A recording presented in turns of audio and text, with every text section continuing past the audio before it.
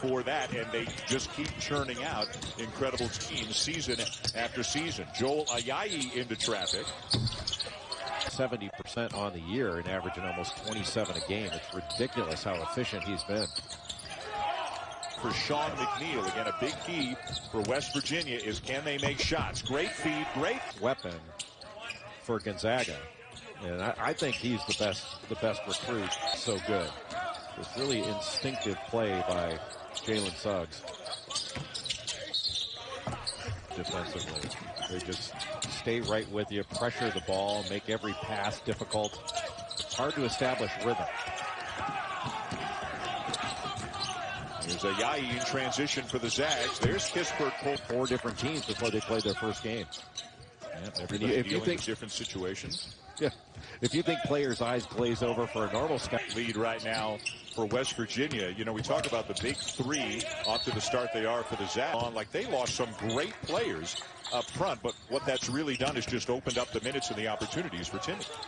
Well, they always have people behind their best player. For Jalen Bridges, a redshirt freshman out of Fairmont, West Virginia, and back on the Zags on a 7-0 run. Ayayi read beautifully by Gonzaga, and they converged on the ball after that little wrap around the elbow by Bridges.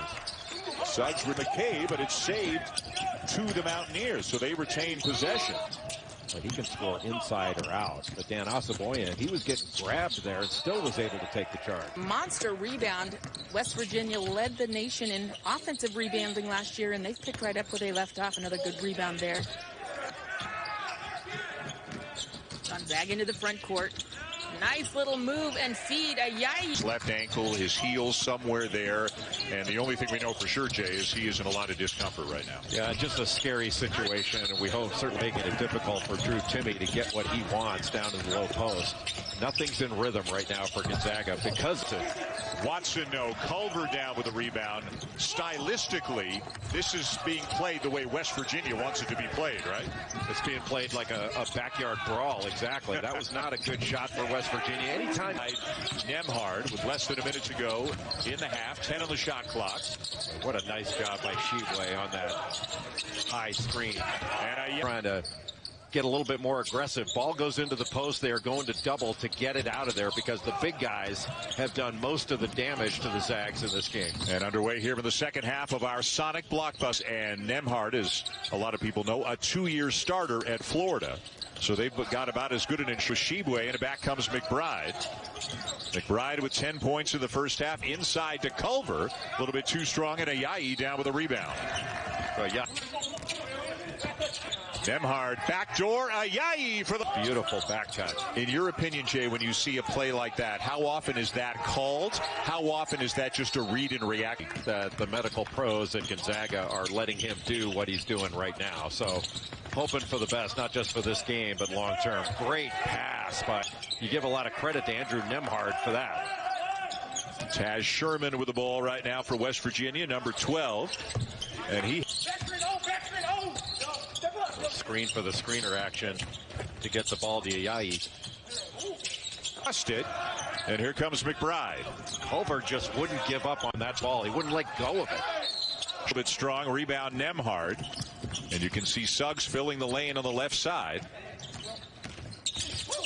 Nemhard into traffic that he has ever seen. Some of it's a little bold and brash, but Timmy himself admits, Jay, some of it is just to try to get the other guys off balance a little bit. He might just strike up a conversation with an opponent as Ayayi gets out ahead of George Niang, another very creative big man scorer who's a little more undersized, but he loves that label of being creative. He thrives on it. Yeah, more and more big guys want to be able, and because he can do it, Mark Few allows him to do it. McBride. And the drive by Asa. You can see Shibwe getting set to check back in. It looks like Coach Huggins will try to rotate his big guys in and out of the game and try to keep them from getting that. Rattles out. Yeah, a couple of them were just bad decisions. The last 2 fouls by Culver were just reaches at the end of a defensive possession when the reach wasn't going to do him any good except to get a foul. Good Sherman with a drop.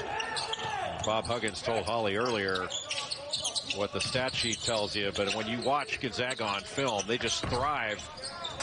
Sometimes off of a make, they get the ball out quickly and they want to score in the first 10 seconds of the to watch in college basketball. All the different things that he can do, all the different ways he can beat you. Well, especially in transition. Foul trouble, or in the case of Shibwe, have fouled out. Timmy around his man, can't finish. Oh, and Culver let the rebound. And just couldn't corral it. How about Ayayi now with Suggs? And the rebound down to Culver, has it taken away. Ayayi with the save. Kispert. And give. A little slice cut and a quick post. Culver double teamed. Cottrell at the elbow. Got all Pat Adams talking to him about it. He had a good point there, but oftentimes stepped out of bounds there. But yes. Well, what's funny is he, Frank Martin, they come across sometimes as being gruff and tough guys. Them close, but boy, this says a lot about Gonzaga, that this type of more half-court game. Final minute. Nembhard, another great pass.